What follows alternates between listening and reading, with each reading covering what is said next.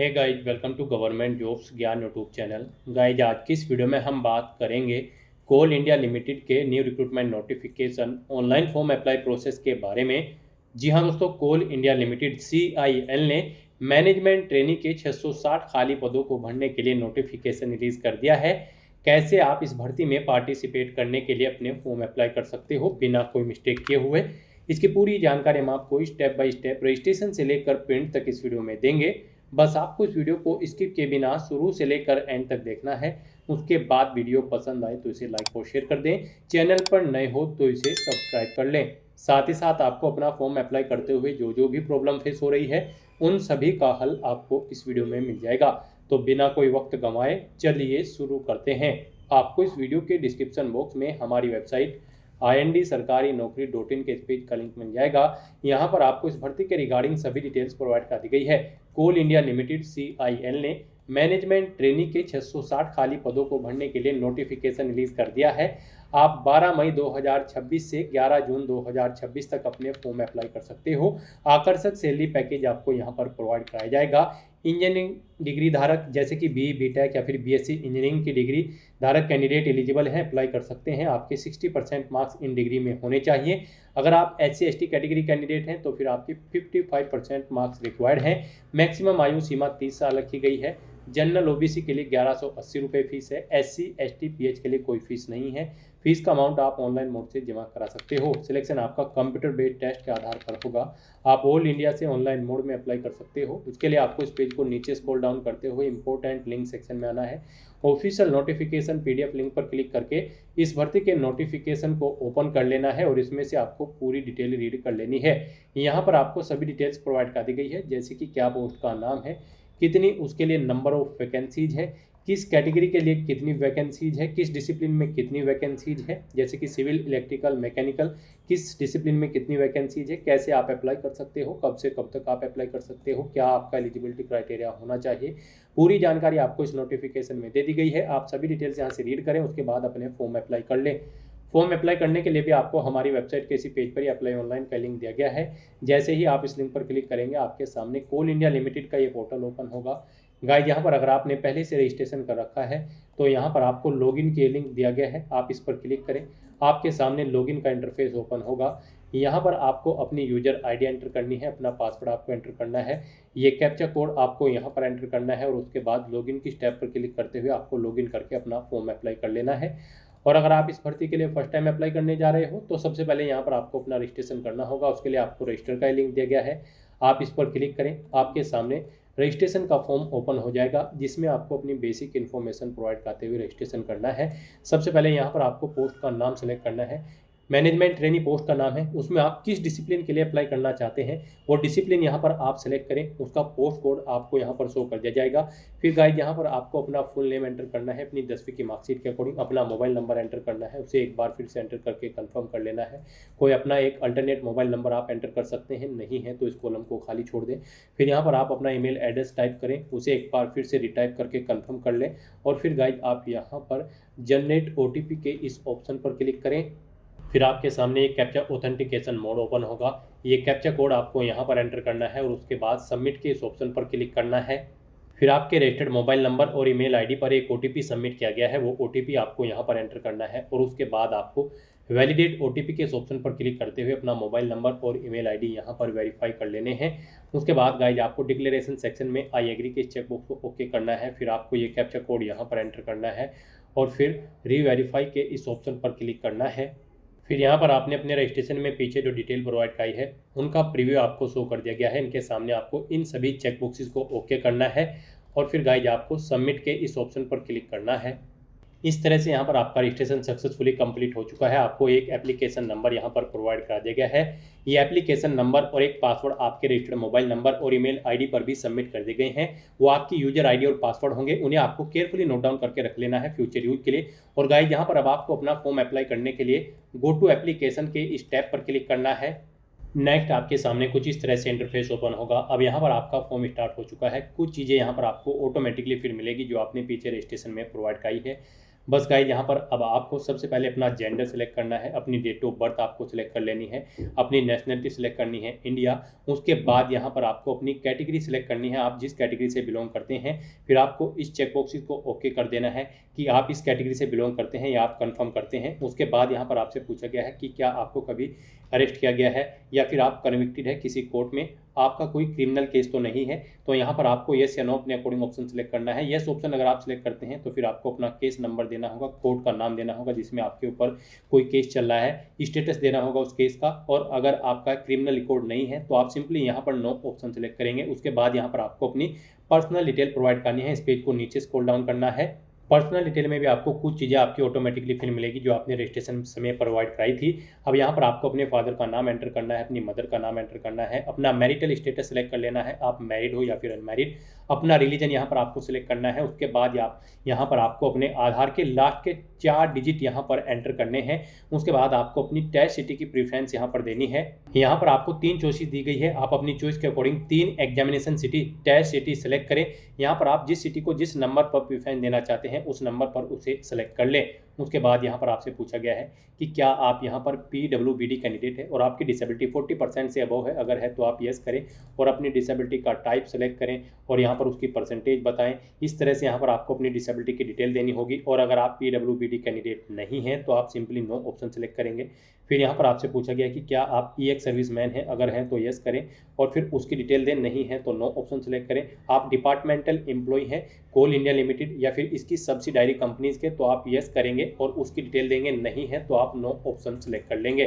फिर यहाँ पर आपसे पूछा गया कि क्या आप कोई गवर्नमेंट एम्प्लॉय हैं या फिर पब्लिक सेक्टर में आप कार्यरत हैं, अगर हैं तो आप यस करेंगे और उसकी डिटेल देंगे, नहीं है तो नो ऑप्शन सेलेक्ट कर लेंगे। उसके बाद आपसे पूछा गया है अगर आप सक्सेसफुली रिक्रूट हो जाते हैं तो यहाँ पर आप किन सब्सिडायरी पर जॉब करना चाहेंगे, पोस्टिंग लेना चाहेंगे। यहाँ पर CIL की इस भर्ती में आप अपने अकॉर्डिंग 3 चॉइस सेलेक्ट कर लें। उसके बाद गाइस यहाँ पर आपको सेव एंड नेक्स्ट के इस ऑप्शन पर क्लिक करना है।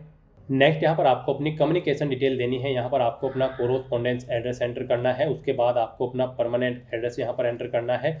और अगर आपका परमानेंट एड्रेस आपके कोरोस्पोंडेंस एड्रेस के अकॉर्डिंग सेम है तो आप यहाँ पर is permanent address same as correspondence address में यस के इस रेडियो बटन पर क्लिक कर दे। ऑटोमेटिकली आपका परमानेंट एड्रेस आपके कोरोस्पोंडेंस एड्रेस के अकॉर्डिंग यहाँ पर फिल हो जाएगा।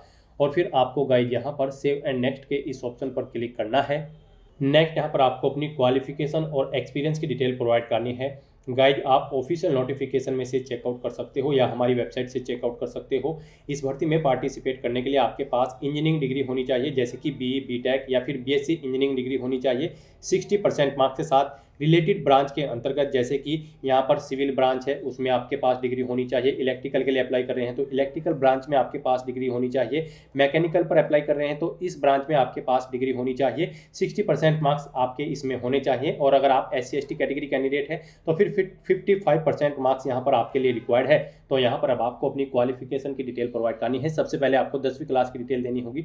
इसमें आपको बोर्ड का नाम देना है, जिस बोर्ड से आपने अपनी 10वीं क्लास पास आउट की है। पासिंग डेट सेलेक्ट कर लेनी है।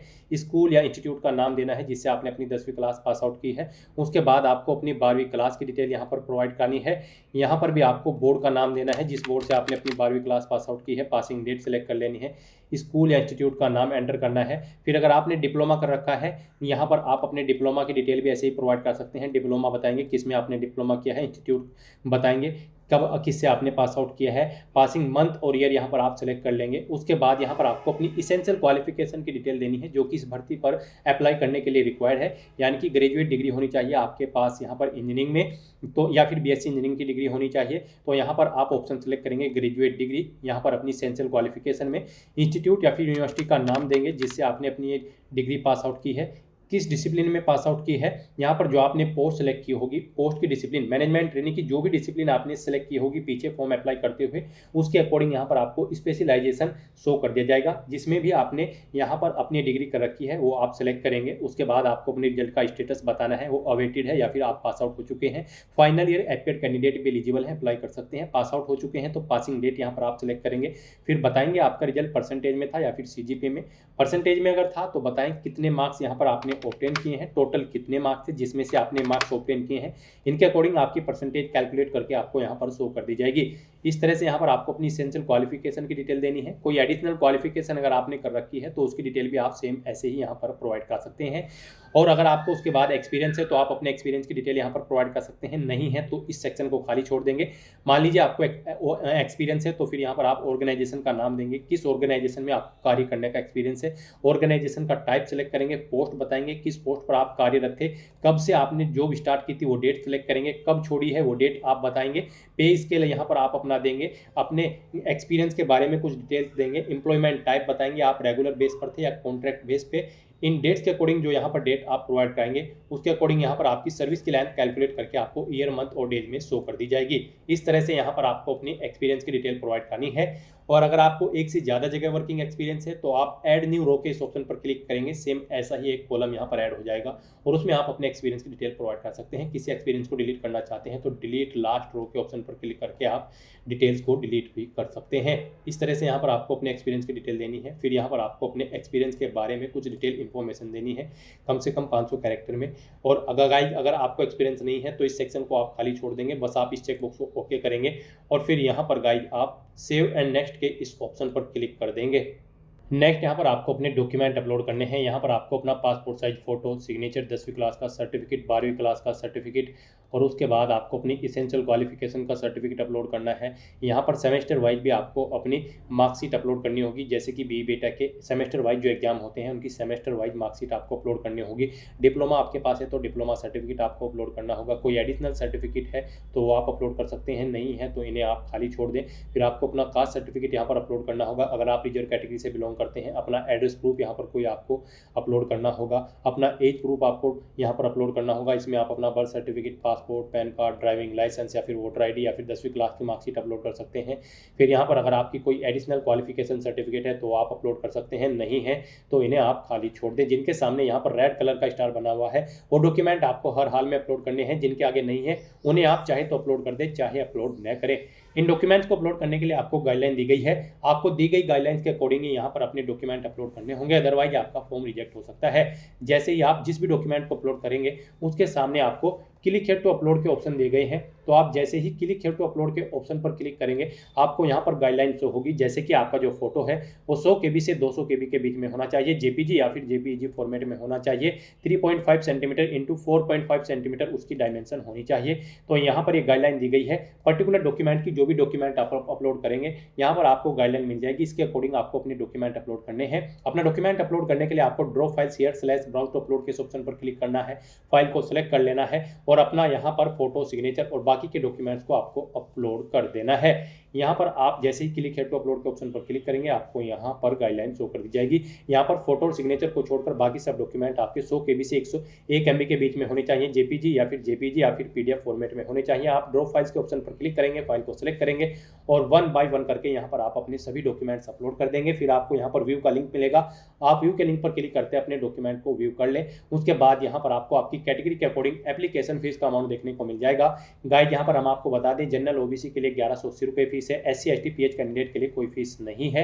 यहाँ पर आपको आपकी कैटेगरी के अकॉर्डिंग एप्लीकेशन फीस का अमाउंट देखने को मिल जाएगा। फिर आपको डिक्लेरेशन सेक्शन में आना है, इन सभी चेकबॉक्सेस को 1 बाय 1 करके आपको ओके करना है। उसके बाद ये कैप्चा कोड आपको यहाँ पर एंटर करना है और फिर गाइड आपको प्रीव्यू के इस ऑप्शन पर क्लिक करते हुए अपने एप्लीकेशन फॉर्म का प्रीव्यू चेकआउट कर लेना है। कहीं पर कोई मिस्टेक है तो आप बैक बटन पर क्लिक करके एडिट कर लेंगे और अगर सभी चीज़ें ओके हैं तो बस यहाँ पर अब आपको सबमिट के इस ऑप्शन पर क्लिक करना होगा।